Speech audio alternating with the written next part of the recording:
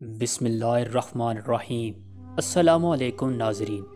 ایک طوائف جس کا نام ڈیزرٹ روز تھا، ایک دن اس نے بھیس بدلا، مردانہ لباس پہنا اور مسجد آ پہنچی۔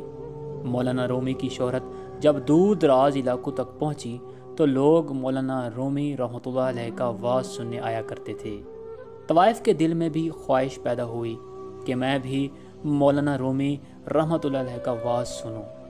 اس نے مردانہ لباس پہن کر بھیس بدلا اور مسجد جا پہنچی۔ اسی وقت وہ لوگوں کے ہجوم میں بیٹھی ہی تھی کہ ایک پرانے گاہک نے اسے پہچان لیا۔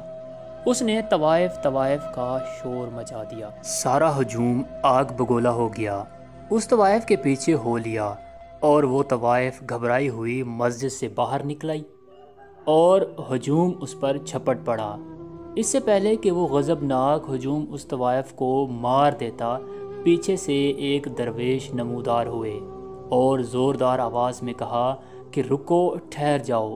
سارا ہجوم ٹھہر گیا، ساری نظریں درویش پر لگ گئیں۔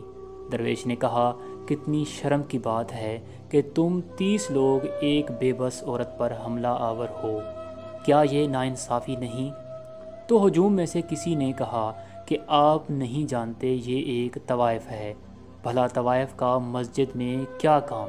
اس پر درویش نے کہا، کیا اس کا صرف یہی جرم ہے کہ یہ مسجد میں آئی؟ تو اس پر کسی نے کہا کہ یہ ہمارا ایمان خراب کرنے آئی تھی۔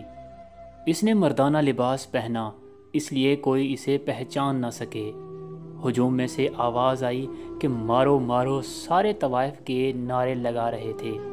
طوائف یہی سوچ رہی تھی کہ آج یہ لوگ مجھے زندہ گاڑ دیں گے۔ جب کسی نے یہ کہا کہ چلو اسے جان سے مار دیتے ہیں تو درویش کو بہت غصہ آیا۔ درویش نے کہا، کیا واقعی تم لوگ اسے جان سے مارنا چاہتے ہو یا پھر اسے حاصل کرنا چاہتے ہو؟ یہ کہہ کر درویش نے طوائف کا ہاتھ پکڑ کر اسے اپنے پیچھے کر لیا۔ طوائف ایسے درویش کے پیچھے چھپ گئی جیسے ایک معصوم بچی خطرے کو بھانپ کر اپنے ماں کی آنچل میں چھپ جاتی ہے۔ اسی دوران ہجوم میں سے کسی بڑے سردار نے کہا کہ درویش، تم اس علاقے میں نئے آئے ہو، تم نہیں جانتے تم کتنا بڑا خطرہ مول لے رہے ہو، چپ کر کے اس طوائف کو ہمارے حوالے کر دو۔ درویش کہنے لگا، کیا تم لوگ واقعی میں اللہ کی عبادت کے لیے آئے تھے؟ اگر تم لوگ واقعی اللہ کی عبادت میں مشغول تھے تو تم لوگوں نے اس عورت کو کیسے پہچان لیا؟ کیا عبادت کے دوران کوئی دوسرا بھی اس قدر اہم ہو سکتا ہے کہ عبادت کے دوران آپ اسے تکتے رہیں؟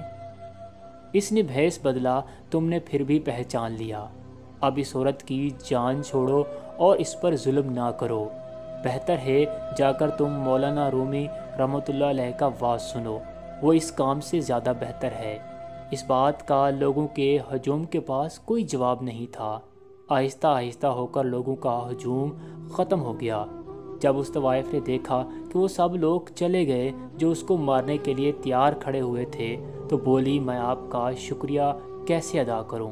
آج آپ نے میری جان بچا لی۔ تو درویش نے کہا کہ ہم سب صرف اس رب کے شکر گزار ہیں، اس کے علاوہ ہم کسی کے شکر گزار نہیں۔ 800 سال قبل اس ہجوم سے طوائف کی جان بچانے والے مولانا رومی کے استاد شمس تبریز رحمۃ اللہ علیہ تھے۔